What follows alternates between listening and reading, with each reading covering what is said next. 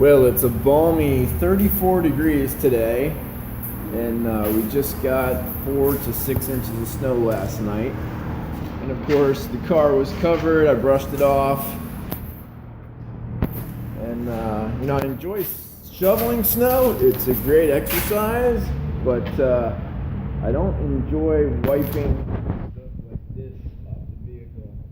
It's so harsh. Look at the grime and dirt. I don't know if you can see that with the camera, but it's just coated. So, especially the window, see that filth? And this car was cleaned, last week. So my goal today is to see if it's possible to super clean the vehicle and remove all the contaminants from the entire paint surface and put on a coat of polished carnauba wax and see if I can do a good enough job where the snow just falls off.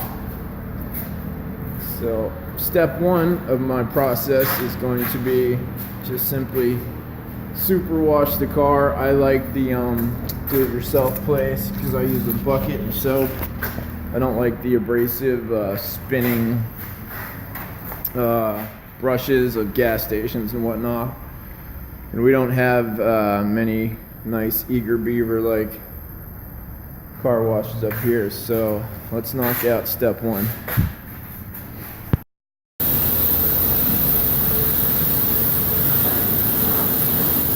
Just completing step one, super wash the car.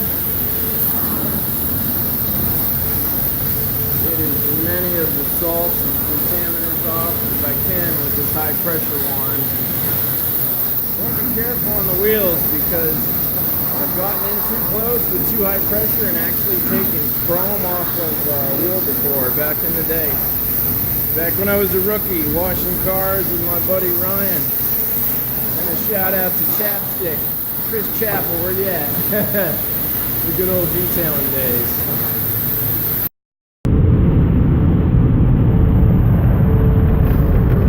Next step is to get as much of the water off as you can before you hand dry. If they have an air dryer, that's great. Otherwise, if you have dry conditions like in Florida, you can just make a couple passes up and down 41 at 100 miles an hour. 45. Next step is to use a clean microfiber towel to dry the entire surface. I start up top with the glass first and then finish all the glass before I head lower on the car. And if you're using microfiber towels and they have a tag on it, you want to make sure you rip that tag off first because that can scratch the paint when you're drying the car.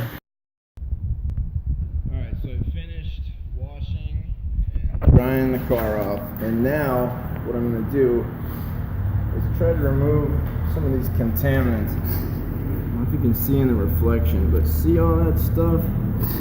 If I rub my hand across it, it's like you can feel the imperfections. Same thing with the windshield. The windshield is pretty clean right now, but as I go across it, I can feel little bumps, little pieces of debris. So I'm going to test this theory out on the windshield and the hood, or if you're from England, the bonnet. Test it on the bonnet and see how it goes. So go with the new towel when you're cleaning the glass and a decent glass cleaner. Just work in half sections at a time.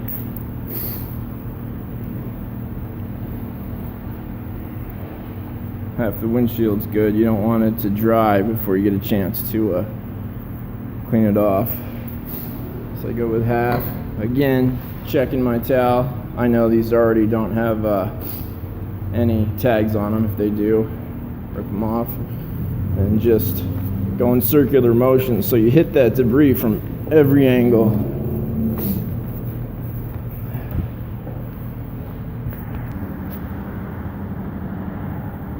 I don't know if you can see it, but look at the amount of dirt that came off compared to this clean towel here, just with one pass with the glass cleaner. An important tip I'll give you guys is that you don't want to forget the wipers.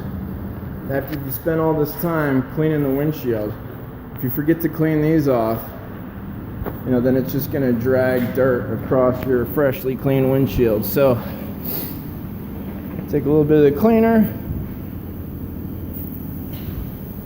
and just make sure you hit each one. And that's really hard to do with one hand, but yeah, make sure you wipe it down.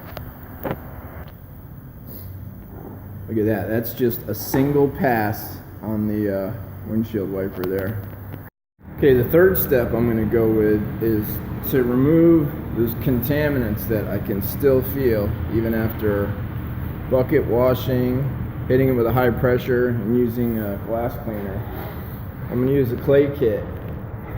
And this is the first time I've used a clay kit, but what I've learned is you want to use a lot of water, or in this case, McGuire's kit, it comes with quick detailer, which is leaking like a beast. You take the clay, you kind of knead it flat, and just use small up and down motions. Again, half of the windshield at a time. And you can, when you hit a spot and you feel, like right here, I feel a little resistance. You can move to circular motion, and it'll, all of a sudden, it'll remove a little bit of whatever, bugs, sap, tree sap that's stuck on the windshield. So clay the entire windshield. You can see it's already picking up all sorts of debris. When you see that happen, you want to knead it or flip sides, spray it again, and continue. And grab clean Microsoft towel. Oh, there's a tag. Goodbye tag. Clean microfiber towel. Finish drying one side of the windshield off, and then move on to the other. So check that out. After bucket washing, using glass cleaner, I'm still able to remove all this debris from the windshield with the clay bar. That's crazy. And when it gets filthified like this, you can just fold it up and knead it until you get a clean side again. Oh, what do we have here? We have a nice guest at the car wash. This is the 2006 version of my car, and this is called the Mazda Speed 6. It has the 2.3 liter 275 horsepower engine, which Johnny Boy here is nice enough to show me. How much you got it cranked up to? 330 right now. 330? That's dyno? Yeah. Man, and it's four-wheel drive. Dude, it looks awesome. Holy cow, man. I can't believe you brought this up because it is a rare car. I mean, I don't see many Mazda 6s. It's got a Cobb intake, Cobb electronics. What's the turbo? Fork? Nice. Yeah, all the price you get to see it. It's got full pump and turtles updated. Is this work you've done, or you just bought it like this? I did pretty much everything in here, including the motor. The motors now. Yeah, I grew the first one up. Yeah, well that's... Let's listen to this Speed 6 pull out. He said he's got straight pipes on it. No cats, anything.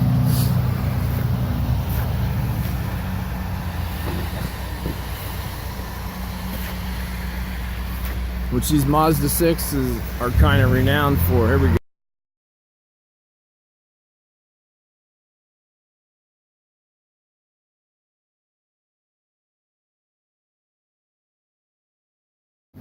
course, my phone runs out of memory as he pulls out, and I failed to get that awesome sounding exhaust, but that car was a real treat. It's like the ultra modified by Mazda Speed's in-house tuning branch, Speed 6. Anyway, final step, we've removed all the contaminants. Now I'm going to apply, and this can be any type of wax. It has a little bit of carnauba in it, a real light coat. So remember, the ultimate goal is to have snow literally just fall off this, so I don't have to brush it with a, you know, rough bristled brush or scrape ice off, and we'll see what happens. Alright, so there we go. I put a real fine coat. You don't want to put a heavy coat of wax on. And I will show you how to tell if it's dry and ready to wipe off. What you do is come in here, wipe it with your finger. See how that's still left behind, a little smudge? It's not ready to come off yet, so a couple more minutes. Alright, it's 2 minutes later, so now I check a spot. See how that comes off, nice and clear. Now it's ready to be buffed off. Again, clean microfiber towel. Swirl in motion and remove the carnauba wax. Alright, so there it is. We finished super cleaning the windshield and protecting it. However, did none of the body, so it will be easy to tell if it was successful when the next snow comes, which has been pretty frequently. So I think I'll have results for everyone pretty soon. I gotta give a shout out to Chris Chappell for teaching me about waxing the windshield. He used to do this back in high school on his what'd you have, Chris? Wasn't it a Ranger 2? A Bronco 2. Bronco 2? I can't remember. But yeah, and that windshield would just beat up water nice. And most importantly, it looks great looking out, because there's one thing I can't stand is when there's something on your windshield and it's right in your field of view. It's not safe and it just is dirty. So that's all for now. We'll see what happens. Peace out. Lucky, are you done? You're out? Ready for you? You're next. To the dog wash. Look at this beautifully clean windshield. Like looking through shiny Waterford crystal pane.